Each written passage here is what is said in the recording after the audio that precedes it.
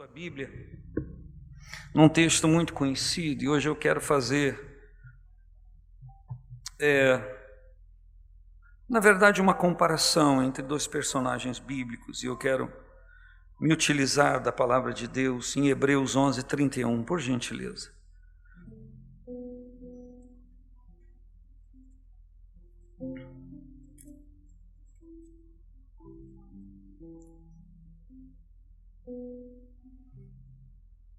Hebreus 11:31.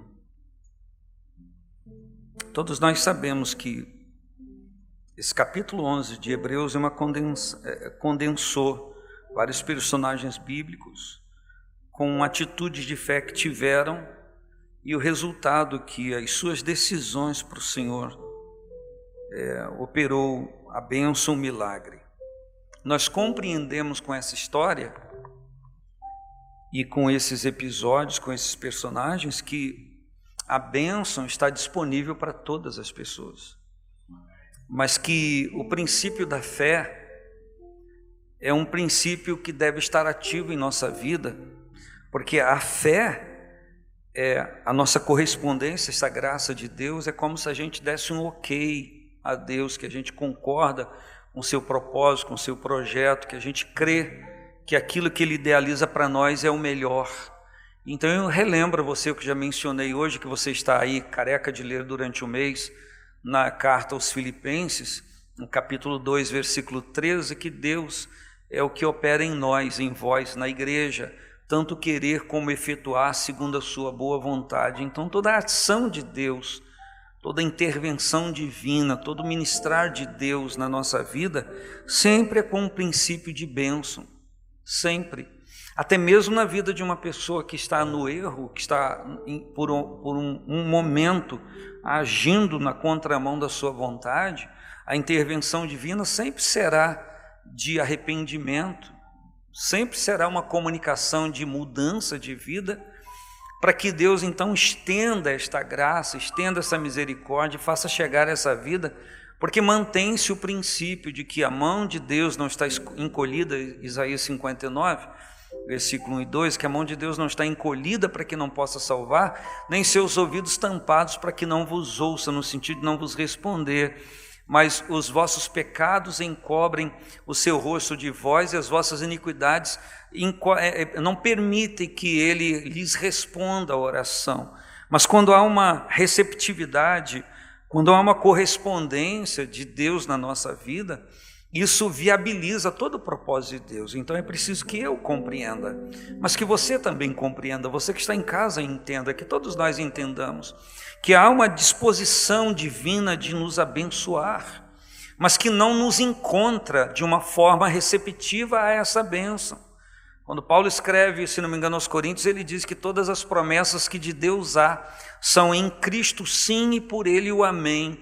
Ou seja, essas bênçãos de Deus são viabilizadas quando nós estamos nos relacionando com Jesus. São por Ele sim e nele o amém. Então é Ele quem tem esse poder, é o nome de Jesus que nós cantamos aqui e que a gente gosta de celebrar, que Ele recebeu um nome que está sobre todo nome, para que toda língua confesse, todo joelho se dobre e todos digam que Ele é o Senhor, para a glória de Deus Pai. Então quando encontra em mim, encontra em você um coração receptivo para declarar isso e para viver essa verdade, todas as promessas que de Deus há se viabilizam para a nossa vida e elas estendem-se também para a nossa casa, elas se estendem também para a nossa família, e é preciso que eu creia nisso, é preciso que você creia nisso, porque confiando nisso, orando, intercedendo, fazendo a nossa parte, a gente precisa entender e crer que o Senhor vai estar sempre batendo a porta de corações de pessoas da nossa família, e um dia, se essa pessoa igualmente corresponder ao que o Senhor está liberando para esta pessoa, igualmente a bênção de Deus será completa na vida daquela pessoa. Enquanto falo, sua mente voa, pensa em pessoas, é justamente esta pessoa que Deus quer alcançar, e durante a minha ministração que eu vou aqui estar compartilhando com vocês hoje, que você esteja em intercessão, que você esteja clamando ao Senhor, porque não vai acontecer de maneira diferente. A graça de Deus vai de novo bater o coração daquela pessoa. Oh, aleluia! Se ela abrir o coração, meu Deus, que coisa linda que vai acontecer. Mas nem sempre nós estamos da mesma maneira. Existem muitos casos, eu não sei se você já viu isso, já declarou isso, ou já ouviu alguém dizer de alguém: olha, aquela pessoa ali um dia, do jeito que ela vive, do jeito que ela fala dos crentes, do jeito que ela fala da Bíblia, da igreja, do jeito que ela pensa a respeito de aquela pessoa nunca vai se dobrar ao Senhor. Aí você olha para outra pessoa assim meio, né? Essa pessoa aí daqui a pouco está rendida ao Senhor. E aí você se surpreende. Eu não sei se você já se surpreendeu nesta casa, quando chegou aqui, olhou para alguém: fulano aqui na igreja. E às vezes, alguém que você cuidava, que tinha tudo para estar e que deveria estar, não está. Por quê? Porque alguém um dia abriu o coração e o outro fechou o coração. E aí, o propósito de Deus só é viabilizado a cada um de nós quando a gente abre o coração para aquela batida que Ele continue a insistir dentro de nós. Por que não dizer que nós que já abrimos o coração ao senhorio de Cristo, temos tantas coisas que nós precisamos compatibilizar, afinar com a sua vontade em nossa vida. E cada pregação, cada ministração começa de um jeito bem simples. Ela é sim um bater de Deus, bater do Senhor a porta do nosso coração, para que a gente desperte para algumas coisas que Ele nos queira comunicar. E o que precisa haver é: Senhor, que o nosso coração esteja e os nossos sentidos espirituais estejam totalmente voltados para o Senhor.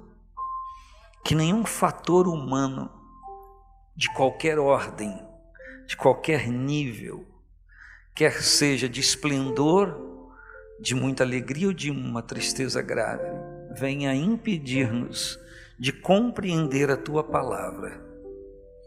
Nós repreendemos aquilo que a própria Bíblia diz, que o Deus desse século cegou o entendimento dos incrédulos. Nós não somos incrédulos, nós somos crédulos, nós cremos em Ti. Então nós repreendemos e declaramos que Ele não tem o poder de determinar que os nossos sentidos não estejam abertos para Te ouvir e para corresponder ao que o Senhor nos quer liberar. Então que seja sim, a partir desse momento, esta liberação do Senhor, uma abertura, Senhor, na nossa vida, uma concessão Tua, para que a gente viva e corresponda a todo o Teu propósito, porque nós declaramos que ao Senhor convém o querer como efetuar na nossa vida. E nos submetendo ao Senhor, nos dobrando a Sua autoridade, confessamos que Tu és aquele que nos guia a pastagens verdejantes e águas tranquilas e nos refrigera a alma por amor do Teu nome. Quem concorda, diga amém. Hebreus capítulo 11, versículo 31. Pela fé, Raabe, a meretriz, não pereceu com os incrédulos, acolhendo em paz os espias. Pela fé, Raabe, a meretriz, não pereceu com os incrédulos, acolhendo em paz os espias. Quem aqui conhece a história de Raabe? Levanta a mão. Deixa eu ver então o que eu chamo para contar aqui em 5 minutos. Não, tem gente aqui que viria e falaria muito melhor do que eu. Por isso eu não vou chamar, vocês vão perceber que fala melhor do que eu. Então, eu quero conversar com você sobre a história dessa mulher, que a Bíblia chama de Raabe, a meretriz, e que tinha uma hospedaria na sua casa, tanto que ela hospedou estrangeiros. Mas a Bíblia diz que ela não só, no seu contexto, recepcionava pessoas em sua casa, e algumas pessoas dizem que a raiz original do hebraico, quando fala sobre ela como Raabe a meretriz, é que ela era hospedeira, tinha uma hospedaria na sua casa. Mas a Bíblia retrata sempre a Raabe como uma meretriz, e eu quero conversar com vocês hoje o que realmente faz diferença para que nós sejamos abençoados e igualmente tenhamos uma família abençoada e vivamos o propósito de Deus para nós. E eu quero então usar 2 personagens bíblicos. Há uns 6 anos atrás eu ministrei aqui sobre isso. E eu quero fazer um paralelo bíblico entre 2 personagens. Claro que o primeiro personagem é, qual mesmo o nome dela? Raabe.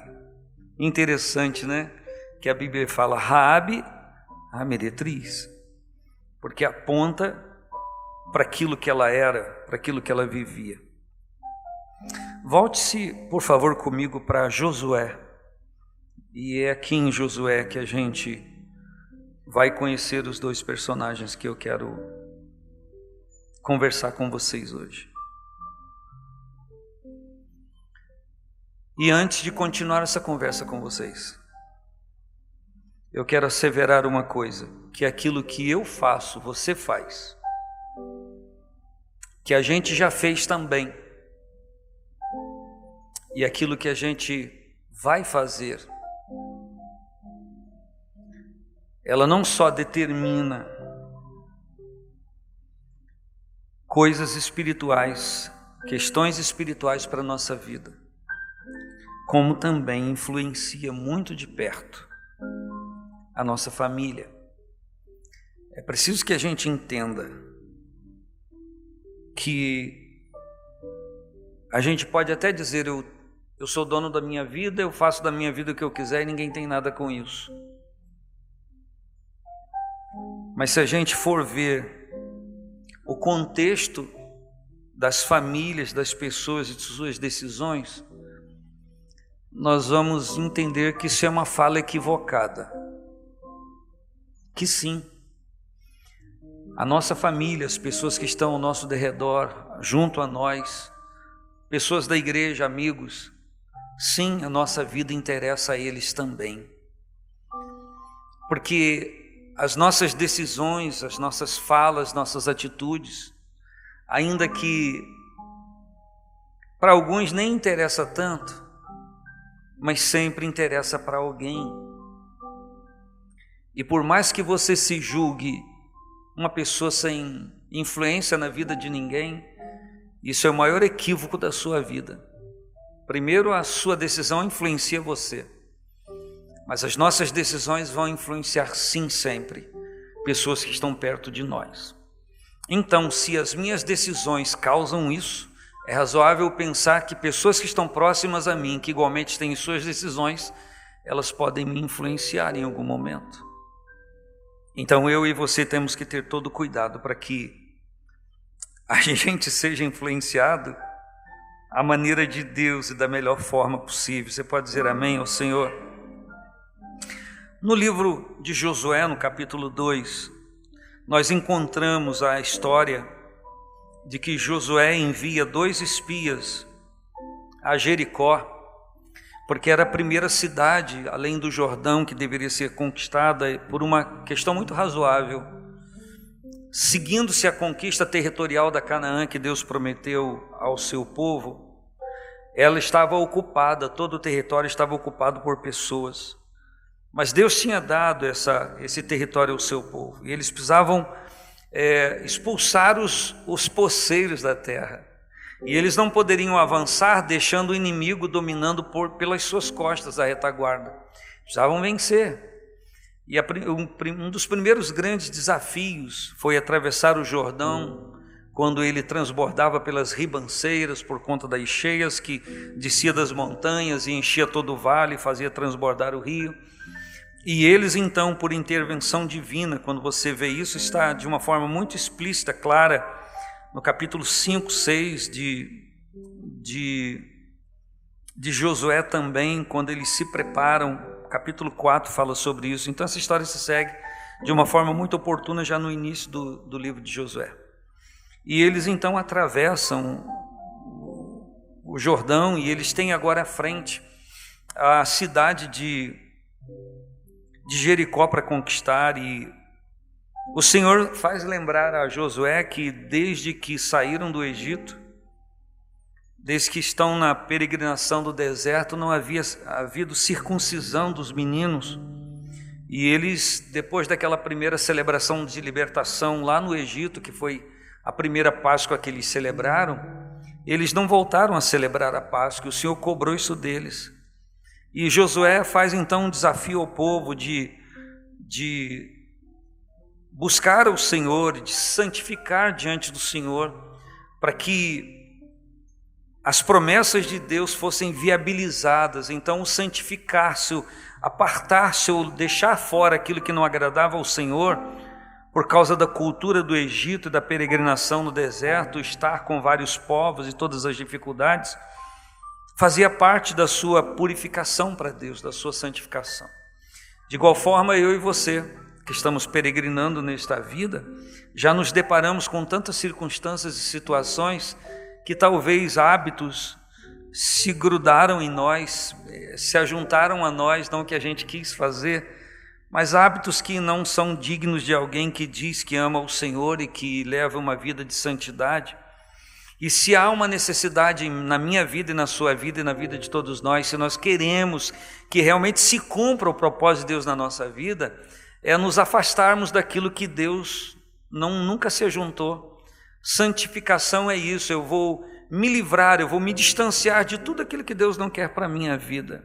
Mas santificação também não acontece se eu não me aproximar de Deus. Ninguém consegue se desapegar de algo que aborrece a Deus e que lhe faz mal espiritualmente falando, se o esforço, a dedicação não for se aproximar de Deus. Ninguém automaticamente se libera de algo e fica a sua vida na bênção se ela não estiver em Deus. Então, o pressuposto aqui é eu me apegar ao Senhor, porque aquelas coisas que eu não consigo me libertar, ou aquelas coisas que têm sido difíceis para mim, aquelas coisas que parece que grudaram em mim, elas só vão ser desgrudadas ou desgrudáveis quando eu me apegar com o Senhor. Então, quando eu me apegar com o Senhor, de todo o meu coração, com toda a minha força, com toda a minha vontade, eu vou conseguir de uma forma muito simples. Eu vou lhe afiançar uma coisa: é muito simples deixar qualquer coisa que hoje figura na sua consideração, na sua mente, como muito relevante, muito importante, muito difícil de soltar disso. É muito simples quando você se apega a Deus. Quando você apega a Deus, Deus opera em nós o querer e o efetuar segundo a sua boa vontade, e a gente, mas eu consegui? Claro que conseguiu, porque Deus agiu na sua vida, porque você deu espaço para Ele agir. Agora, tentar se separar disso sem se apegar com o Senhor é uma luta desgastante e pode até fazer uma trégua por algum tempo, mas depois essa coisa volta com muito mais ímpeto e força. Então, diante dessa verdade espiritual e diante desse episódio do povo de Deus, nós nos deparamos com a Raabe, que estava em Jericó, e no contexto do capítulo 2, depois você pode ver com detalhes em casa, a Bíblia diz que quando esses espias chegam a Jericó, eles foram delatados, alguém soube, o rei de Jericó soube que eles estavam ali. Então mandou logo os guardas para prendê-los, porque sabiam que eram pessoas que estavam espiando a terra, e era essa tática de guerra na antiguidade, por que não dizer hoje também, de outra maneira, de outro modo, para ver como a terra era, se estava fortalecida ou não, e traçar o plano de invasão. E a Bíblia diz que esses moços chegaram na hospedaria da Raabe, e ela os acolheu. Mas por que ela os acolheu? Está escrito aqui no capítulo 2, versículo 7. Foram-se aqueles homens após os espias pelo caminho do Jordão até os vales, e fechou a porta, havendo saído os que iam após eles, e antes que eles dormissem, ela subiu a eles sobre o telhado. Ou seja, quando o rei soube que eles estavam na hospedaria da Raabe, mandou os soldados lá para capturar aqueles dois moços, e ela já os havia escondido no terraço da sua casa, debaixo das folhagens que cobriam, que ela tinha disposto no telhado. Ela disse: eles não estão aqui, eles já foram, não estão aqui, é preciso que vocês vão atrás deles, vocês vão conseguir alcançá-los.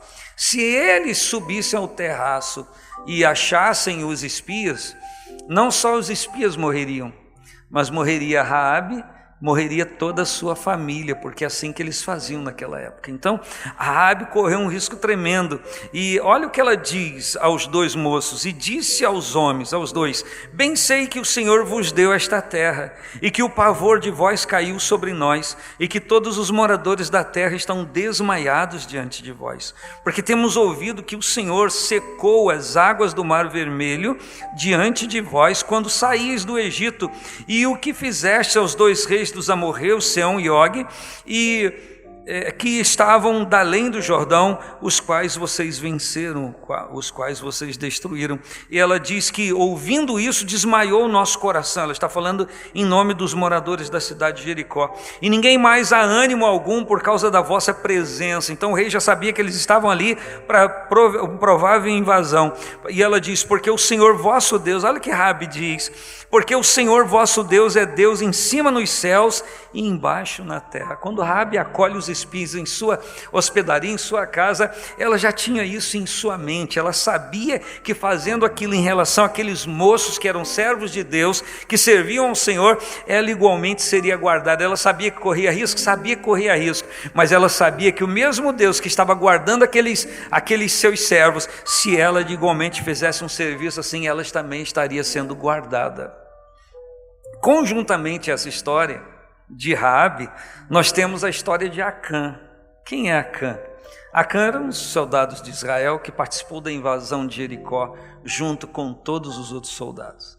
Acã foi o que está escrito na Bíblia, depois você pode ver com uma fartura maior, que no capítulo 5 e 6, quando Josué fala da invasão, ele diz que tudo que havia em Jericó seria anátema ao Senhor e anátema do Senhor. E ele diz que tudo seria destruído, mas que o ouro iria para a casa de Deus. Então seria anátema ao Senhor, resguardada a casa de Deus, e todas as coisas seriam destruídas, inclusive os animais. Era um período de guerra, eu tenho que te lembrar disso. E quando houve a invasão de Jericó, eu sei que você conhece, os muros implodiram, e o exército de Israel subiu para conquistar Jericó e pegar os valores. O que a Bíblia diz? Que o Acã, quando viu uma capa babilônica, quando viu uma cunha de ouro e um outro utensílio, que daqui a pouco eu falo, ele pegou, escondeu e guardou dentro da sua cabana, que era a sua casa, porque eles eram nômades, eles estavam em ida de conquista, então cada um tinha a sua tenda da sua família, e ele escondeu uma coisa debaixo do outro, enterrou na sua tenda para possuir, para depois usufruir daqueles valores. E ele então fez algo que foi totalmente não só uma negligência para a sua vida, mas um torpor, uma transgressão terrível que trouxe vários males a Israel.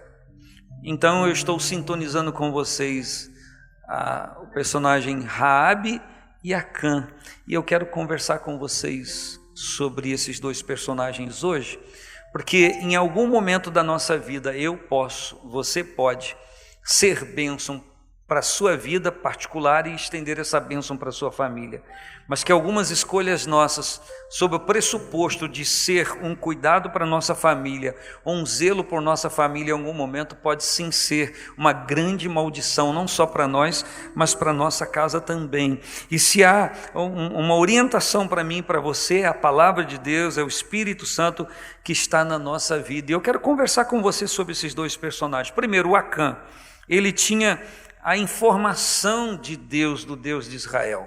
Ele viu os milagres de Deus, ele estava na peregrinação do deserto, ele viu água saindo da rocha, ele era um dos que colheu o maná do céu todo dia pela manhã, que era o suprimento divino para um povo que estava peregrinando no deserto. O Acã viu a nuvem de codornizes vindo quando o povo disse que já estava um pouco cansado daquele maná e queria comer carne. Ele estava acostumado a ver e a perceber e a saber da grandeza de Deus e do poder de Deus em cuidar não só do povo, mas cuidar dele, cuidar da sua família. Raabe não viu nada. Ela ouviu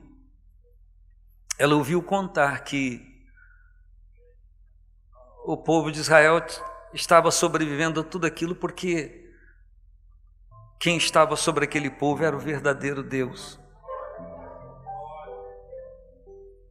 interessante que Acã vê tudo isso e, ao invés de o temor ao nome do Senhor e ao Senhor crescer no seu coração, ele deixou que outras coisas tomassem conta do seu coração. E ao contrário, a Raabe, que tinha tudo para ser uma pessoa que nem estivesse nada aí para isso, que delatasse os vigias, que entregasse os vigias. Não. A Bíblia diz no livro que eu li com vocês, em Hebreus, no capítulo 11, que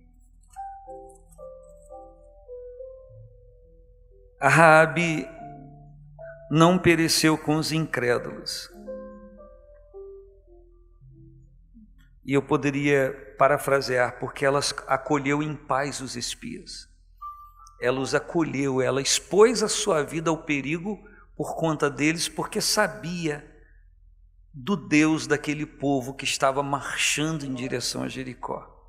Então o temor de Deus veio ao seu coração, mesmo ela tendo nascido em Jericó, um lugar de promiscuidade, de uma idolatria acentuada, e mesmo ela sendo a mulher que era. Se nós fôssemos relevar esses dois personagens aqui, o Acã e a Raabe, todos nós voltaríamos em Acã. Qual a probabilidade de bênção para um para o outro? Todos nós acharíamos que Acã, ou a maioria de nós acharia isso. Mas o que a história vai nos dizer é que aconteceu bem diferente. Que ao invés de Acã ter o temor de Deus no seu coração, ele desenvolveu um apego à posse, aos valores, e por conta disso se distanciou de Deus, mesmo tendo visto os milagres, mesmo sendo soldado e vendo que o exército de Deus vencia sempre, porque havia um propósito de Deus para com o povo. E nós chegamos a um ponto da história desses dois personagens que vai dizer que o que eles esconderam foi o que determinou a sorte deles. A Raabe esconde em paz os espias em sua casa, porque o temor de Deus estava no seu coração. E Josué 6,18 diz que o Acã esconde, deliberadamente se apropria de coisas que ele não deveria se apropriar. E eu só quero lembrar a vocês quando o capítulo 7, versículo 19 diz que ele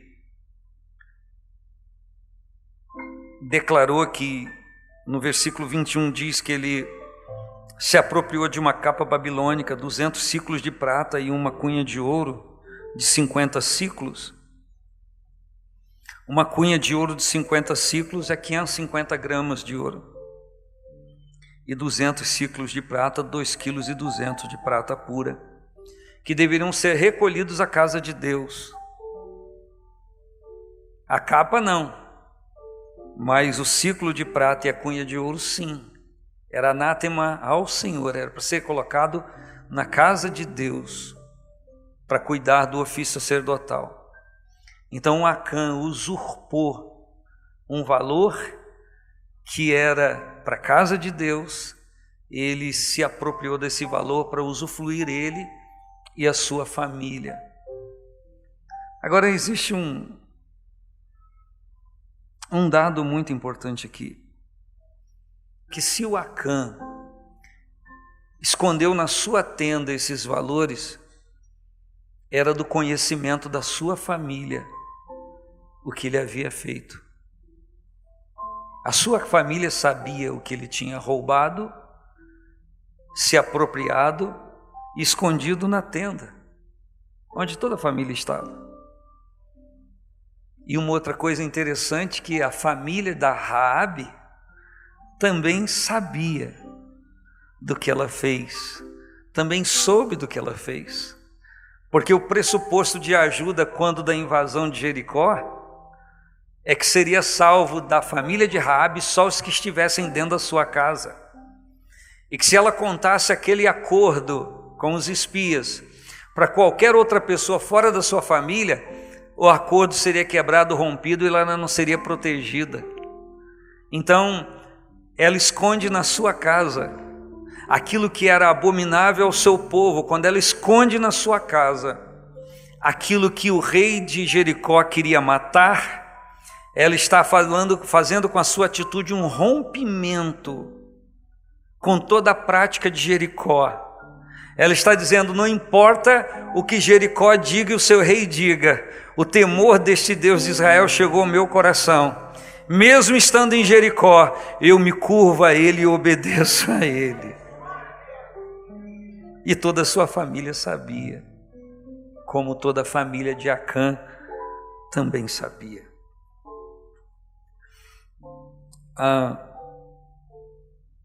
E o que me intriga nessa questão de Acã é que ele viu todo o povo de Israel sofrer por causa da sua atitude.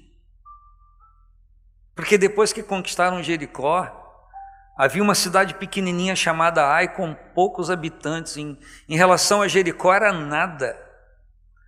Tanto que o exército de Israel foi lá uns 3.000 homens para derrotar, e parece que o povo de Ai matou 36 do exército de Israel.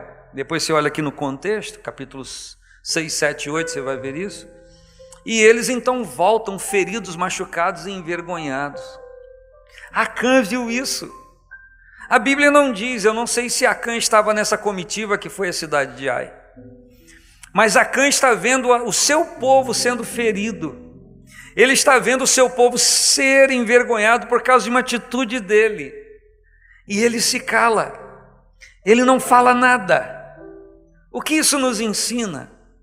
Que se nós conhecemos os preceitos de Deus e temos entendimento que se algum ato nosso está ferindo a nossa família, está machucando a nossa família, nós temos que despertar, nós temos que nos levantar, nós temos que nos arrepender, nós temos que mudar de vida, nós temos que entender que Deus é o único que transforma a maldição em bênção, dependendo do nosso arrependimento, dependendo da nossa conversão.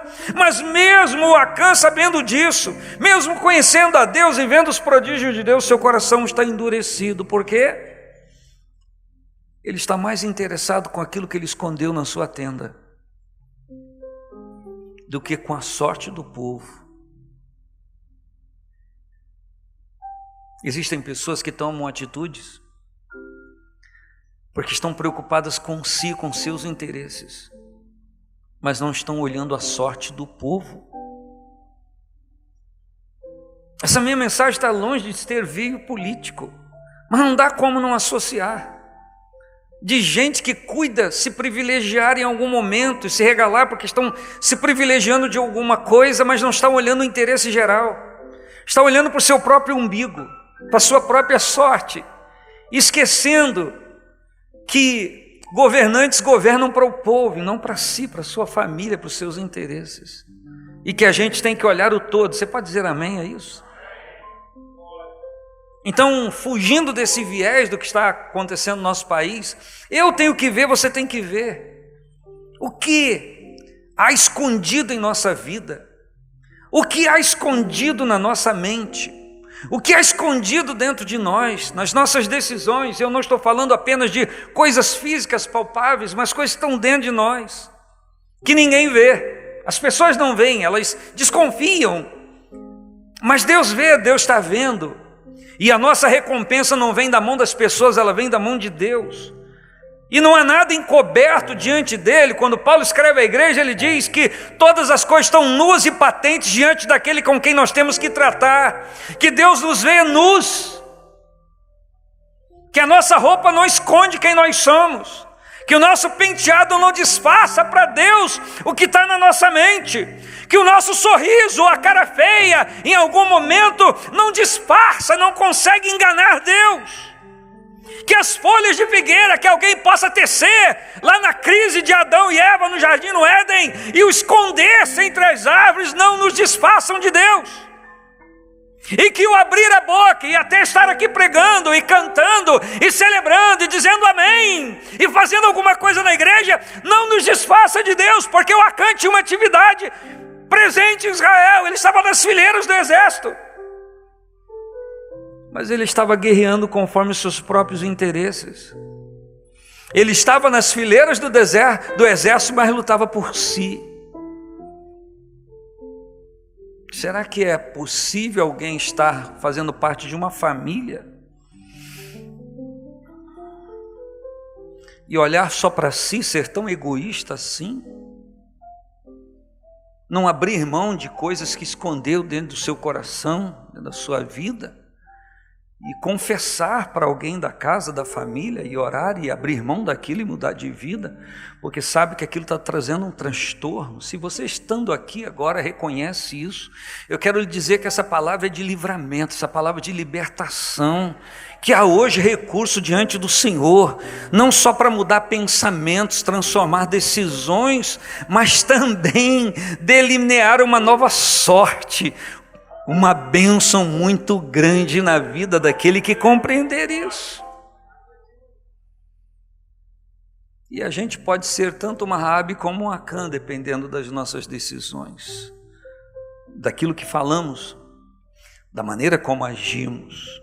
E obviamente a gente tem que pensar nisso e pensar no que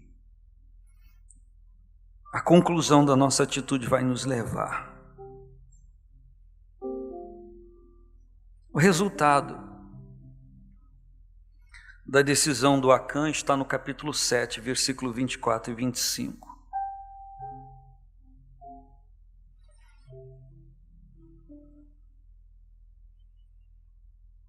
Toda a sua família,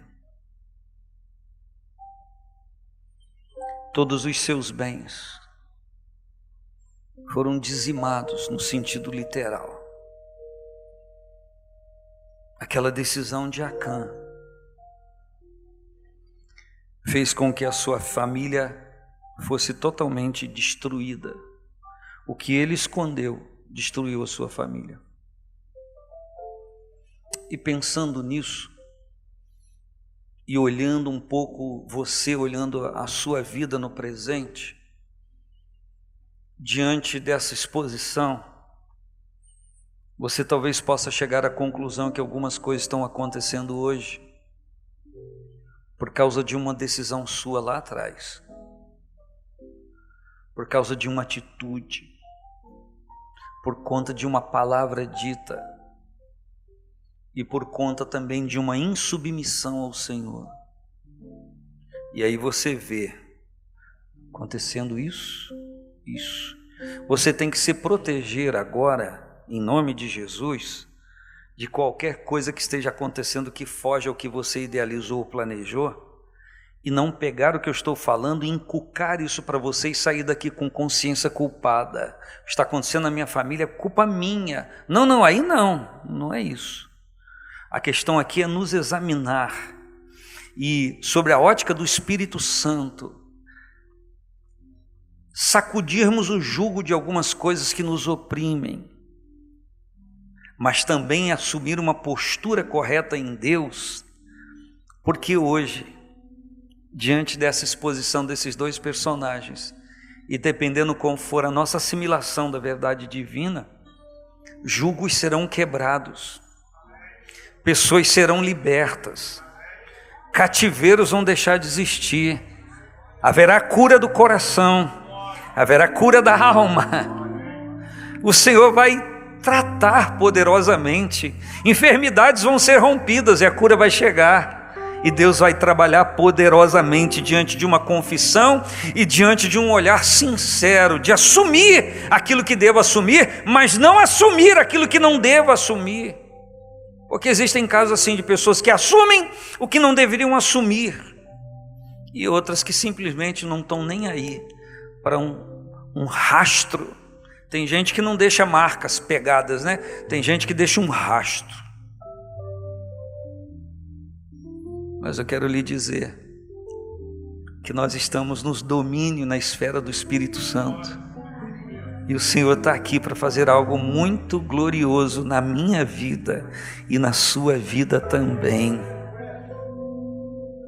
Cada um sabe das tendências familiares, né?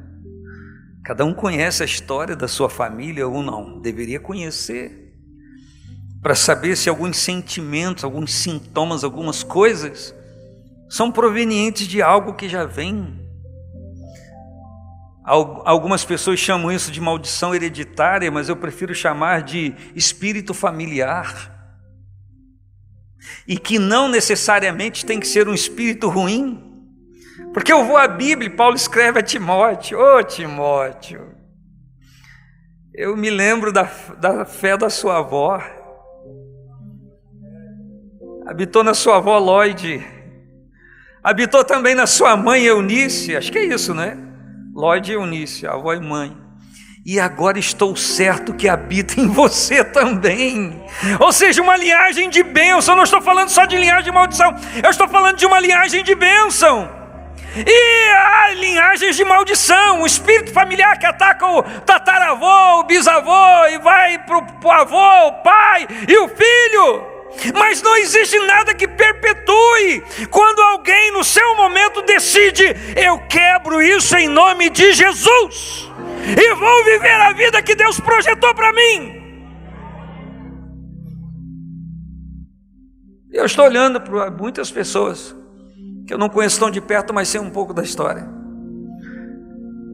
e sei que estão já colhendo coisas que semearam em Deus e vão continuar colhendo, e vão ser progenitores de uma geração diferente, de uma geração que teme a Deus, que aprendem do Senhor, que aprendem de Deus. Você pode dizer amém ao Senhor? Assim como a decisão de Acã, você está percebendo que eu não estou entrando em pormenores por conta do tempo e da minha incapacidade também. Mas assim como a decisão de Acã e o que ele escondeu destruiu toda a sua família, a decisão de Raabe e aquilo que ela escondeu salvou toda a sua família. Aí eu volto no início para dizer que se a gente fosse nos assanhar em dizer o que iria acontecer e a probabilidade do que iria acontecer, seria totalmente inverso. Totalmente inverso. E interessante que nessa história, já que a família toda de Acã foi destruída, o que sobrou? Só história para os outros contarem. Mas o pecado dele, além de o destruir e a sua família, exterminou qualquer probabilidade de algo que pudesse acontecer, porque todos foram destruídos. Mas quanto a Raabe, não. Quanto a Raabe, quando ela decidiu temer a Deus, eu vou repetir a frase: quando ela decidiu temer a Deus, ela liberou bênção para ela e para sua família. Eu preciso entender, mas você também precisa, que as suas atitudes liberam bênçãos para sua família, ou o contrário, que você escolhe. O Senhor diz, Moisés escreve lá em Deuteronômio, relembrando a história do povo de Deus, a sorte do povo de Deus, que Deus propõe para você a bênção e a maldição, a vida e a morte. E Deus dá um receituário: escolha, pois, a vida, para que viva tu e a tua família, a tua casa, a tua família. E o que a Acabe precisava fazer? Lembrando a você que ela desce os 2 espias pela janela da sua casa. A sua casa estava assim, em cima da muralha de Jericó. Jericó tinha 2 muros, o externo e o interno. A casa de Raabe estava no muro externo. Externo, lá de fora, o primeiro. E o portão da cidade se fechou. E como que os espias vão embora? Ela desce por uma corda os espias da sua janela E os espias dizem, quando a gente vier invadir a cidade e a gente destruir a cidade, você será salvo e nosso pacto vai depender de um fio de escarlate vermelho que você vai colocar nessa mesma janela que a gente está descendo. E você colocando esse fio, isso é um memorial de que quando chegarmos aqui, vai ser preservada a sua casa. Agora, como que se os muros, ou o muro foi implodido, que veio abaixo o muro para o povo entrar e invadir a cidade, significa que o local onde estava a casa de Raabe no muro não caiu, porque ela estava dentro da sua casa com toda a sua família, estavam todos ali. E Josué, quando ouve a história contada dos 2 espias, diz: ninguém toca em Raabe, ela é a única que vai ser salva, e tudo que tiver dentro da sua casa. Imagina aquela casa, e nunca teve tanta gente, entupida da sua família. E quando o exército veio para se apossar de tudo ali, ela foi salva com a sua família. O que a gente aprende com essa história? Que o tempo de casa numa igreja não determina a atitude certa. E nem a criação. Porque existem casos familiares que a pessoa diz assim: eu não criei esse filho dessa forma. Eu não criei essa menina dessa forma. Eu nunca.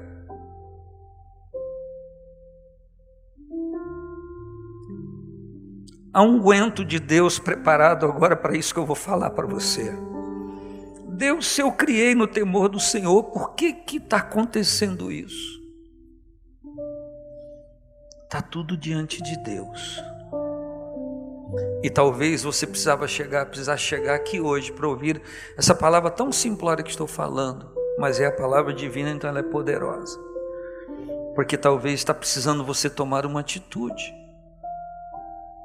para que algo aconteça e mude. Então o tempo de casa nem sempre determina a atitude correta e, por conseguinte, um final abençoado. Porque se a gente olhar a história de Raabe,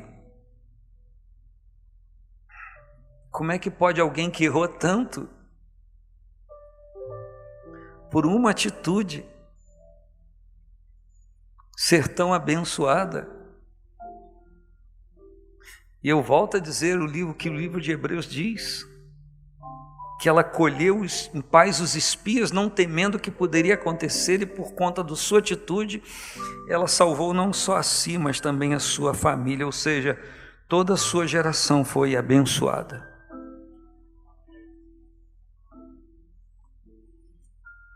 E quando a gente... Eu sei que você sabe o que eu vou falar. Quando a gente abre o Evangelho de Jesus Cristo, segundo escreveu Mateus, a gente se surpreende com uma coisa. Por gentileza, abra. Mateus capítulo 1, versículo 1. É o que o pastor Fábio deve ter lido na sua primeira oportunidade de falar uma vez no culto, que ele falou que abriu a Bíblia, falou, vou ler o que abri aqui, e caiu na genealogia. Não foi isso, pastor Fábio? Quem achou Mateus 1? Livro da geração de Jesus Cristo, filho de Davi, filho de Abraão. Abraão gerou a Isaque, Isaque gerou a Jacó, Jacó gerou a Judá e a seus irmãos.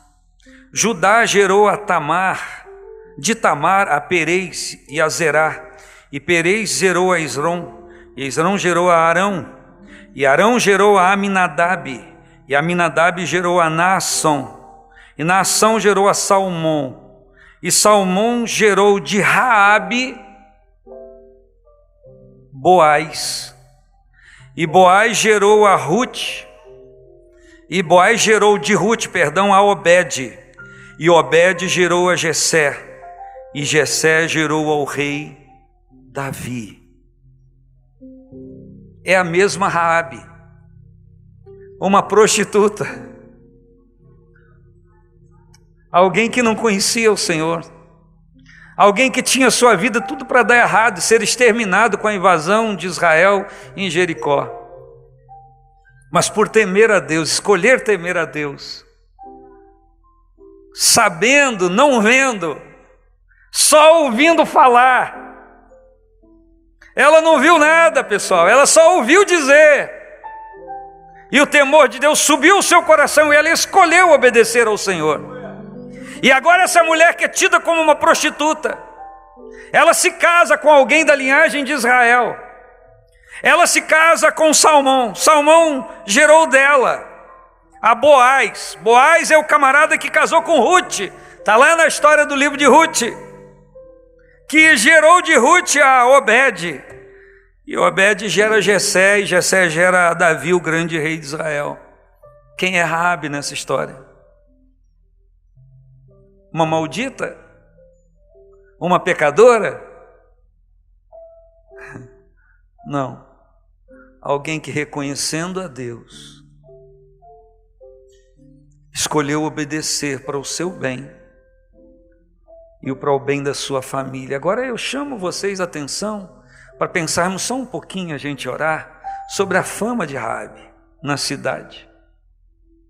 Cadê os espias? Estão lá na hospedaria de Raabe. Ah, está lá, essa danada dessa Raabe, hein? É ou não é, pessoal?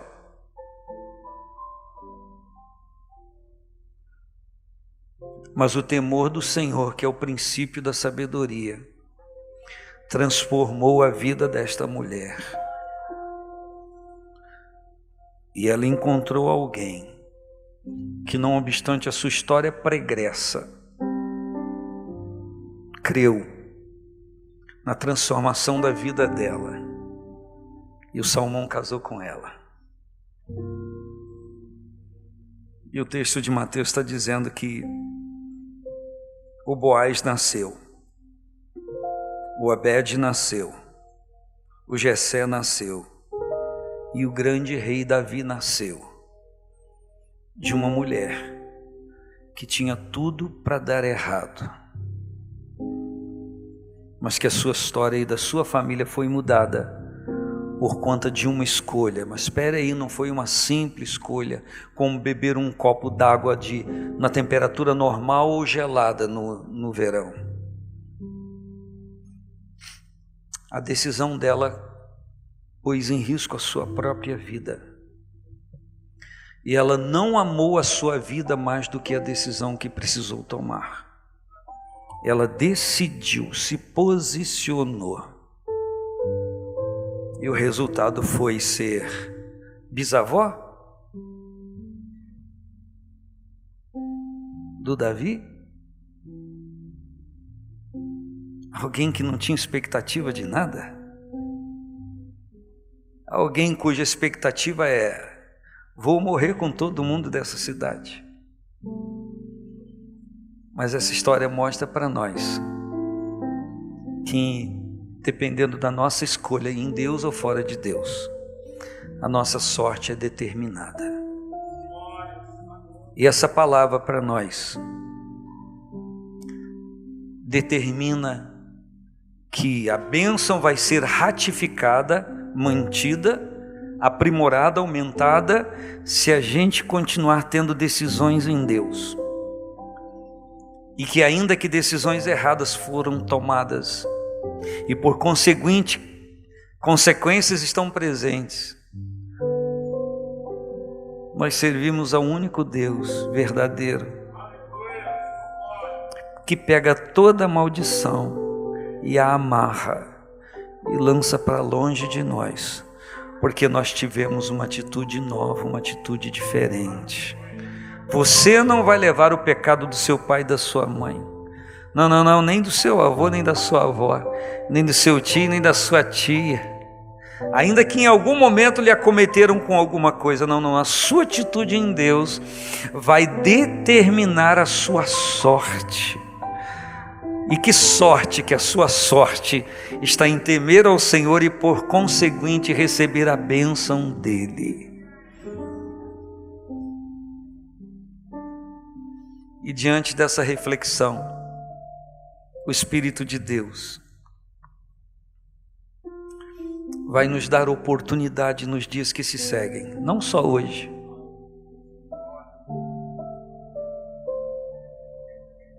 E claramente vai se apresentar diante de cada um de nós que precisar. Eu vim para mudar a sua vida. Eu vim para mudar a sua sorte. Você vai ser uma pessoa completa em mim. Você lembra daquela ministração? O meu Deus, segundo as suas riquezas, suprirá todas as vossas necessidades em glória por Cristo Jesus. Por que estou dizendo isso? Porque talvez você esteja num estágio que a perspectiva de qualquer realização naquilo que você um dia focou está um pouco distante de acontecer.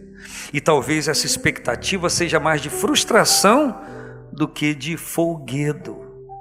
Então o que eu quero lhe dizer é que o Pai que nós amamos e servimos, o nosso Pai Celestial, tem o poder de trabalhar a nossa vida de uma maneira tão objetiva e certeira, a ponto de, se eu não posso por conseguir aquilo, ou me realizar naquilo que eu me lancei, porque o tempo passou, ou alguém já morreu na minha história familiar e resta agora só o saudosismo e a saudade.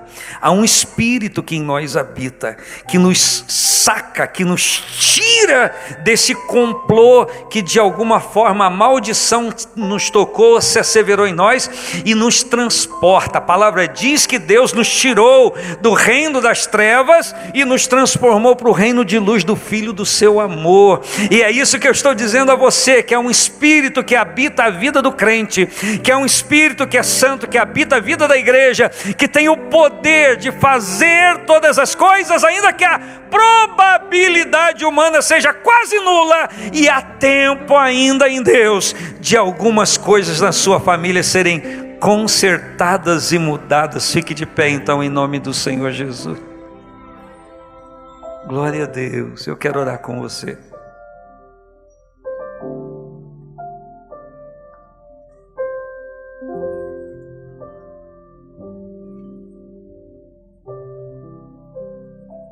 Você talvez não imagine a honra que Raabe desfrutou e desfruta, a ponto de na genealogia bíblica e na judaica fazer menção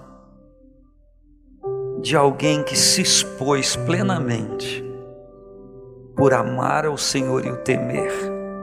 Quem sabe está faltando no coração dessa igreja pulsar ainda mais uma determinação mais aguda de devoção e de fé, a ponto de corrermos riscos.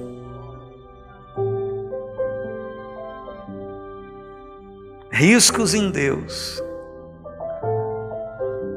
são totalmente favoráveis para nós, para aquela pessoa que humanamente corre riscos. Ela está semeando coisas que ela vai colher. E às vezes nós tentamos nos proteger e essa proteção é tão falsa que ela não traz nenhum resultado de bênção. Foi o nosso orgulho, foi a nossa obstinação que levamos para dentro da nossa casa aquilo que a gente nunca deveria ter levado e que às vezes deixamos de levar aquilo que a gente deveria ter levado. E por que não pensar agora, enquanto os irmãos do louvor vêm para a gente cantar um louvor e orar, por que não pensar que possa haver dentro de casa alguma coisa que não deveria estar lá? Por que você não pensar que você levou para dentro da sua casa alguma coisa que você nunca deveria ter levado? Por que não dizer que já acessamos algumas coisas em nossas casas que nunca deveríamos ter acessado? Aquilo foi porta aberta espiritual para o mal entrar. E está lá a mulher orando, a mulher clamando ao Senhor, e o marido sabe a besteira que fez, mas não confessa. Está lá o homem orando, o marido orando, e a mulher sabe a besteira que fez, mas não confessa, para que haja uma oração de arrependimento, e que a família passe a desfrutar da bênção que está batendo a porta há muito tempo, mas que não pode entrar porque tem maldição dentro de casa, coisa escondida, e que é tão somente abrir o coração e resolver. Eu até entendo que há coisas que são difíceis de ser contadas, mas que é preciso orar e falar: Deus, eu sei que eu preciso contar isso para orar, porque está trazendo um grande dano para minha família, eu reconheço hoje. E o Espírito Santo vai trabalhar, vai criar o momento e a cena, o cenário, para que tudo venha à tona e seja orado com arrependimento, mudança de vida, e a bênção se estabeleça. Enquanto isso, a gente sofrendo, pagando o preço, e os acães sabendo de tudo, a razão daquilo tudo, mas estão de braço cruzado. É preciso descruzar os braços, assumir responsabilidade, confessar, se arrepender, mudar de vida, para que seja liberada a bênção que todo mundo quer viver. Alguém pode dizer amém a isso?